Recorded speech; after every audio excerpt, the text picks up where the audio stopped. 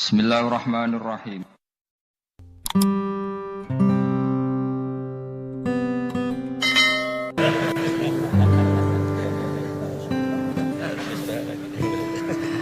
Bismillahirrahmanirrahim. Meneruskan konstruksi ayat ya. Misalnya begini, Anda jangan langsung menyalahkan Nabi Adam. Saya ini sering kampanye untuk membela Nabi Adam, karena banyak kiai yang cerita Nabi Adam itu salah melulu. Dengan kita di surga kan nggak perlu ngajukan kredit,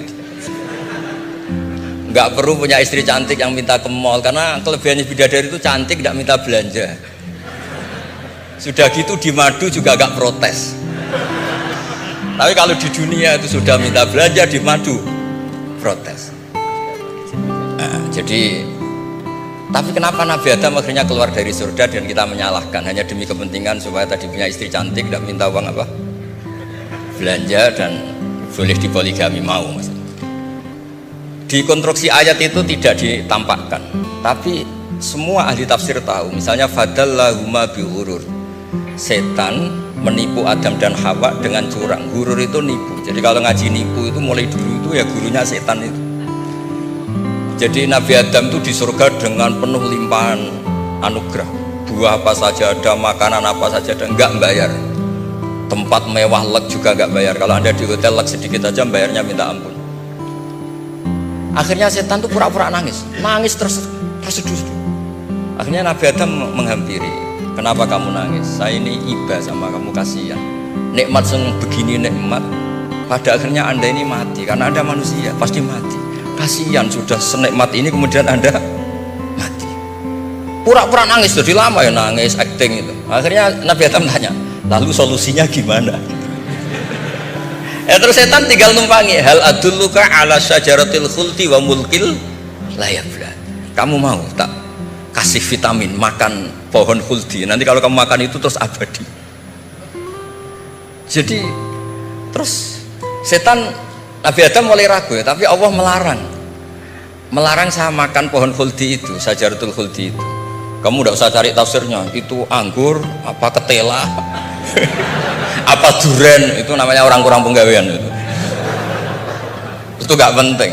Ketika Allah tidak jelaskan detail itu berarti detailnya itu tidak penting. Kamu sok penting nyari itu apa itu. Allah saja tidak menjelaskan, kok kamu yang manusia mau menjelaskan.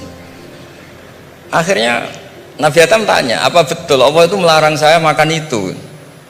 Terus Allah cerita, wa qasamahuma inni lakuma laminan nasihin. Terus setan itu cerita, demi Allah saya tahu info terbaru bahwa sekarang nggak apa-apa. Jadi hukum terbaru itu. Singkat cerita Nabi Adam makan. Ketika makan, berarti setan salah karena menipu Nabi Adam, Adam salah karena makan pohon khuldi tadi. Apa yang terjadi? Allah manggil Nabi Adam. Adam, kenapa kamu makan itu? Bukankah pohon-pohon yang lain, buah-buah yang lain itu cukup? Kenapa kamu makan yang saya larang itu? Terus jawab Nabi Adam ini yang unik, yang kita harus bela Nabi Adam ila yaumil qiyamah. Wa izzatika ya Rabbi ma adzunnu anna ahadan yahlifu bika kadziban. Demi kehormatanmu ya Allah, ketika engkau disebut oleh setan, saya tidak pernah mengira ada orang berani mencatut nama engkau kemudian dia bohong. Loh, ini contohnya Pak Fajar ini tuh. Sama temannya yang paling sering bohong itu dia nggak percaya, tapi meskipun sering bohong kalau dipanggil Pak Rektor ngecek ulang apa enggak. Kalau kalimatnya dipanggil Pak Rektor pasti nggak ngecek ulang, meskipun teman yang sering bohong pasti langsung nyari Pak Rektor. Saya misalnya sebagai murid Mbah Maimun punya teman yang sering bohong sekalipun, terus bilang Gus dipanggil Mbah Maimun, pasti saya langsung ke sana karena disebut nama itu orang sudah ada berpikir jelimet.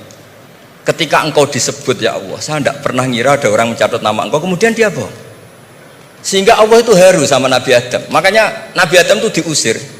Ini meneruskan ayat yang dibaca Mas Masjid tadi, diusir tapi disangoni. Dam, secara prosedur hukum kamu harus saya usir karena kamu melanggar, tapi tak sangoni. Lucu kan? Tak sangoni, kamu baca ini ya. jadi unik.